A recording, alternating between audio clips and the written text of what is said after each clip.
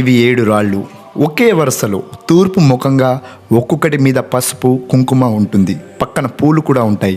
కాస్త దూరంగా ఒక చిన్న రాయి ఉంటుంది. పడమర ముఖంగా ఉంటుంది.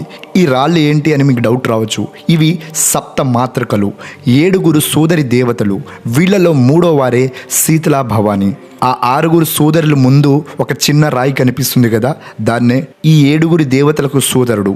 ఇప్పుడు మీకు ఒక ప్రశ్న రావచ్చు, ఇవి రాళ్ళు మాత్రమేనా లేక వేరే ఏదైనా?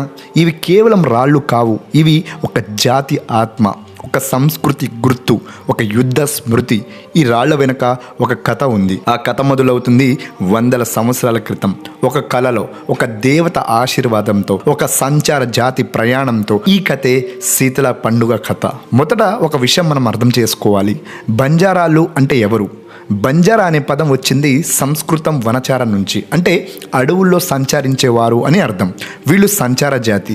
ఒక ఊరు నుంచి మరొక ఊరికి, ఒక రాష్ట్రం నుంచి మరొక రాష్ట్రానికి వీళ్ళని ఎన్నో పేర్లతో పిలుస్తారు కూడా. బంజారులు అని, సుగాలి అని, లబాణి అని, లంబాడి అని. తెలంగాణలో మ్యాక్సిమం వీళ్ళని లంబాడి అని పిలుస్తారు. వీళ్ళ భాష గోర్బోలి.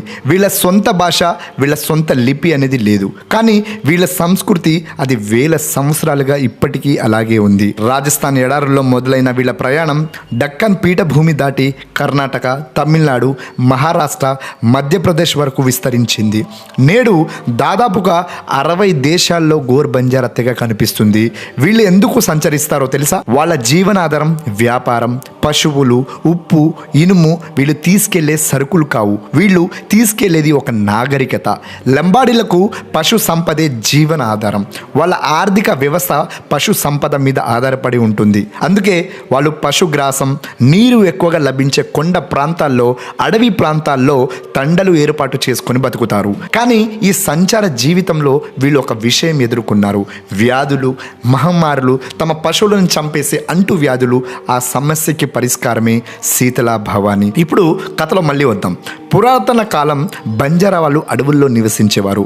పశువులను పోషించుకునేవారు, వ్యవసాయం చేసేవారు, ఆవు పాల నుంచి నెయ్యి తయారు చేసి వ్యాపారం చేసేవారు. ఒకసారి వాళ్ళ పశువులకు ఒక వ్యాధి సోకింది. ఎన్నో పశువులు చనిపోయాయి.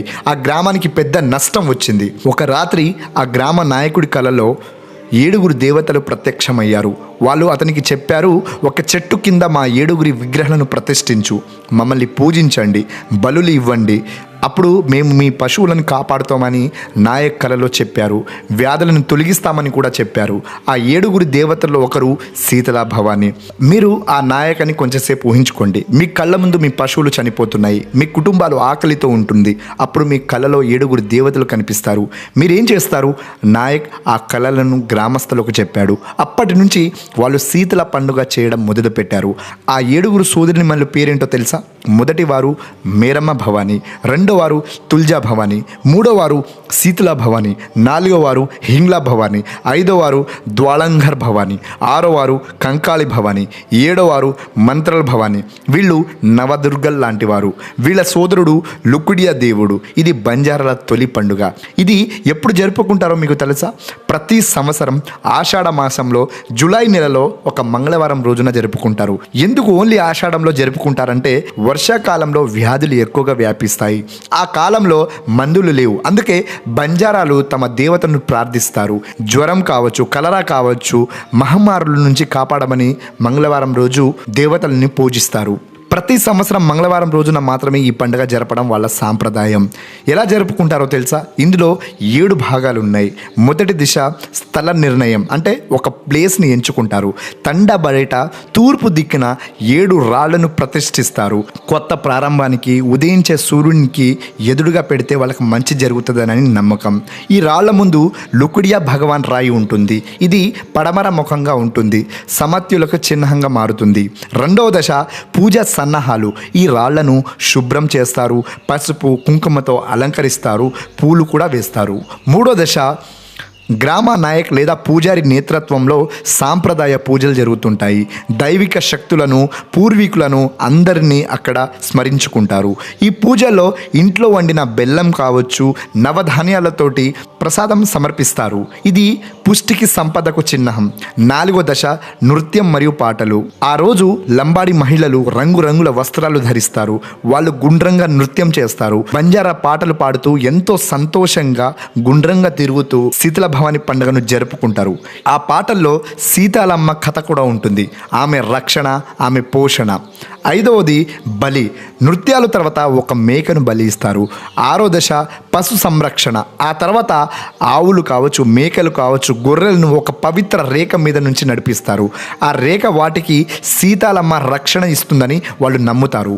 పశువుల మీద గుగ్గిస్ అనే ప్రత్యేక నైవేద్యం చల్లుతారు. అది ఎలా తయారు చేస్తారంటే నవధాన్యాల్లో మేక రక్తంని కలిపి ఆ గుగ్గిస్ పశువుల పైన చల్లుతారు.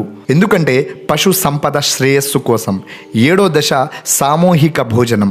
అందరూ కలిసి భోజనం చేస్తారు. ఇది సమాజంలో ఐకమత్యాన్ని పెంచుతుంది. ఇవన్నీ వేద మంత్రాలు లేకుండా ప్రకృతికి ఆరాధన జరిగే విధంగా జరుగుతాయి. బంజారాలు తీజ్, దసరా, దీపావళి, హోలీ, ఉగాది, తుల్జా భవాని పండుగలు కూడా జరుపుకుంటారు.